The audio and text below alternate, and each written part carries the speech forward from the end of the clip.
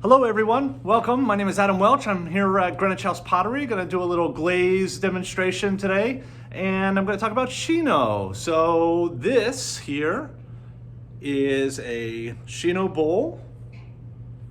It is our white stoneware clay body. It's called the Spotted Shino. The recipe you can find on our website in the GHP handbook. All of our recipes for clay and glaze is there, as well as some of descriptions on our processes. Anyway, it's downloadable for free. On the inside, we have drips of the Chun Red and Chun Blue.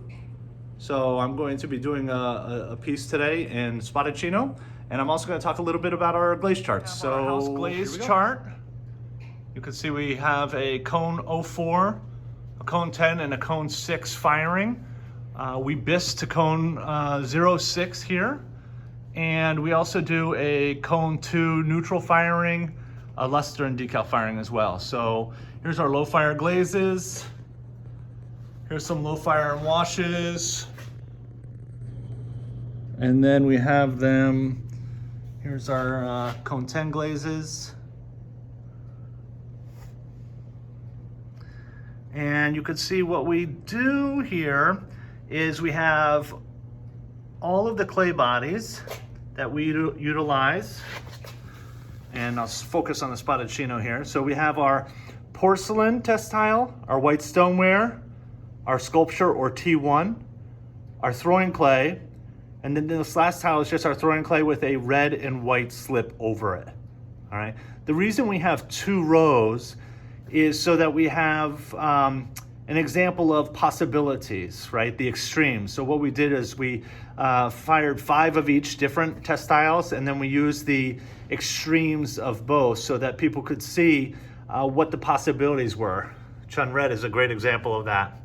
Chun Red will sometimes look like this and can sometimes look like this, and we say could be anywhere in between.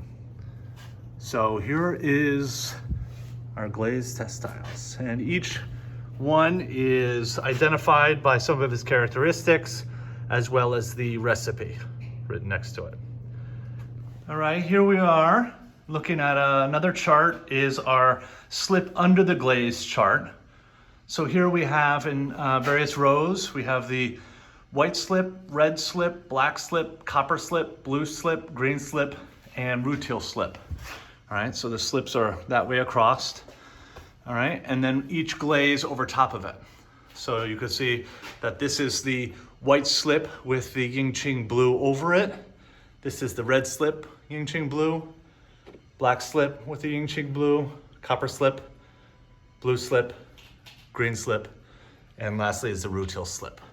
So this way our members can see what possibilities there are when they apply our homemade slips underneath on their greenware. So here's some possibilities. And then over here, we have our glaze chart. Let me try to get this all in one frame here.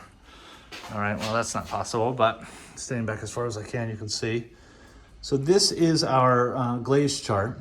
And what we've done here is all of the glazes, one over top of the other and vice versa. So, they're all labeled and numbered, you can see. And then that number corresponds to this handy dandy sheet here.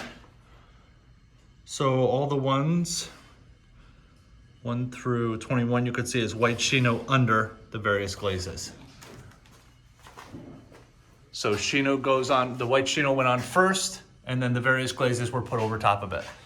So this is the white Shino with the Spotted Shino over it.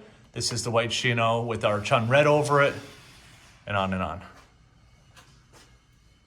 So this is so that our members can see the possibilities of if you put one glaze over top of the other and what color combination, what color comes out from that. And then to make it even more useful, each tile has a bit of slip on it. So here we have our throwing clay, and we have our throwing clay with white slip on it. so that our throwing clay and our T1 clay are very similar in characteristics. And the glazes come out looking pretty similar over top of it. And our white stoneware and porcelain, though they are very different, have a similar effect when the glaze is over top of it. So what this tile really shows us is the possibility of all four of our glazes and what this combination would look like with all four of our glazes. I mean, all four of our clay bodies. All right, and then over here, we have our clay body chart. So this chart shows what our clay bodies look like in terms of shrinkage, and then also in terms of porosity. And so from wet to dry, I mean from dry to fired, from wet to fired at bisque, the shrinkage is about 5% on our porcelain. And then from wet to cone 04, it's about 6%. And our porcelain on average shrinks about 13% total. And then we've also done a porosity test. And how we do those tests, the shrinkage and porosity, is available on the website through our handbook. But it's sort of standard practice. I think all the information probably comes from Val Cushing. I think all information sort of at one point came through Val Cushing. But anyway, so here are our different clay bodies. We have our regular porcelain, then we have our porcelain casting slip, then we have our white stoneware, then we have our T1 or sculpture clay, then we have our throwing clay and our earthenware. And you could see that we have taken our earthenware to cone 2, 6, and 10. So here's cone 2, cone 6, and cone 10. And you can see that it's actually gotten bigger the more we fire it. And that has to do with the bloating of the clay itself. All right, here we are in the glaze room. You can see under each of our stainless steel tables are the glaze buckets. Our glaze buckets are color coordinated so that we have the low fire glazes in these blue buckets here. And then we offer a cone 6 clear, which is in the green bucket. And then our cone 10 glazes are in these nice white cone 10-gallon buckets. And they're all on wheels. They're all on these great little carts, which makes it easy to move around. And then within each one, we have a whisk that's proprietary to the bucket we're using, so we don't have to wash all the whisk repeatedly. So here we're going to stir up the spotted chino. Now I will say that I'm very partial to the spotted chino. I think the spotted chino is our best glaze. I invented the spotted chino. I'll take a little credit. It's called Adam Welch's Perfectly Average Chino. Anyway, so I'm going to stir it up here. And I've already prepared a pot, a squared off covered jar that we made this semester in class. And I'm going to be dunking the whole thing in the spotted chino. Now you'll notice that we have applied wax already to both the lid and the jar itself. And you can see that it's a turquoisey color. Now we have what we call lid wax here. And the lid wax we just put a little dye into and also add a little alumina to help it release a little bit better so that the clays don't flux a little bit and get stuck. So anyway, so I'm going to be, so I like to dip the entire thing in chino, and even though I've used lid wax on where the lid is going to attach, I haven't waxed the bottom. I got to tell you, I'm not a huge fan of wax. I can never control it. So anyway, so what I do is just wipe the bottom clean. Now, in our studio, even though we are very diligent about maintaining levels of air quality and dust control, there does sometimes become a surface of dust on the work. So I always like to rinse off my pot before I glaze it. Some people I know like to sponge it off. Some people like to spray it off. But I found, for me personally, I like actually rinsing it in water, clean, fresh water. And I've also noticed, and this is my theory, I don't know if it's actually true, but I think that by pre-soaking it or pre-washing it, it actually helps the absorption effect of the glaze, but kind of like a capillary effect. But I could be totally making that up, but it's a good idea. So anyway, so I'm going to use these handy dandy dipping tongs. I find they come in quite handy to not having finger marks on your work, but I also don't mind dipping it directly with my hands. So what I'm going to do is I'm just going to dip it. I've stirred the bucket. I'm just going to dip it in there for a short bit, probably about 3 seconds. I like a nice thick coat of Shino. Shino's not a real runny glaze, so we don't have to worry too much about it running all over the shelf, but I will wipe it up a little bit over the edge. I have my sponge ready for that, and I also have a sponge to wipe the lid out. So here we go. Dip it all the way in. 1 1,000, 2 1,000, 3 1,000, pull it out, and I really shake it off. And by shaking it helps get some of the clay, some of the Shino off of the where the wax is, and I like to wipe this while it's still wet. It makes it easier to wipe off. Nice and clean, didn't even need any wax. I'll go back and wipe a little bit off the edge, but you can see the nice thing about the sponge is it goes up the edge a little bit. And I'm going to set it down, and you just gently release. And then I'm also going to work a little bit on getting it off the gallery here, the gallery of the pot. It's easier to do it when it's still wet rather than when it's caked on there. All right, and the same goes for the lid. I'm just going to get the lid ready, hold it nice and tight.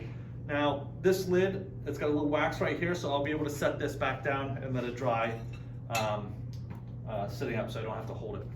So I'm just going to dunk this in, same amount of time, 1 1,000, 2 1,000, 3 1,000. Shake it off, and then wipe the edge real quickly. And that's it. That's Shino time. When in doubt, Shino. Some important parts of glazing that so many people sometimes forget is to put everything away. So let's get the lid back on. Right, make sure the top of the lid matches the bucket. That's often a problem. Sometimes people take the lids off and get it confused. That's why we label both the top of the bucket, the lid, and the bucket itself. And it goes right back in place underneath. They all fit nice and neat. And then we'll wipe up the table where we worked with the sponge, wipe up any of the glaze. Then we'll come over to the sink and let's rinse off what the tools we use. So rinse the sponge. We're gonna rinse the dipping tongs here. Make sure you don't leave any glaze on there. Put them back where they go. And then rinse out the big sponge. And then we'll go back and finish wiping down the table, and we'll wipe off the rest of our piece. And if you look around here, here's our studio. We got all the bisqueware. We put the bisqueware away according to the class numbers. All right, this is something that our studio technician many years ago developed this technique, which I thought was really clever. Susanna Taishu, if you're out there listening. We make these, the classes make these little porcelain tokens. It could be any clay you want, and they actually sgraffitoed here, meaning they painted one of the washes on or the slips on and then carved through it, right? Sgraffito.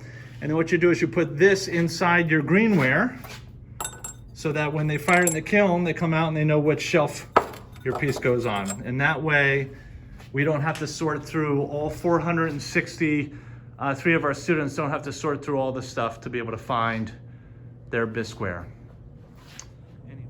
So thank you very much for joining me today at the studio, and I hope this short little brief video let you know a little bit about what we do here at Greenwich House, what our glazes look like, and for those of you from my class, I hope you enjoyed this brief glaze demo. Thank you so much. Have a great day. Stay safe. We're thinking about you guys. Bye-bye.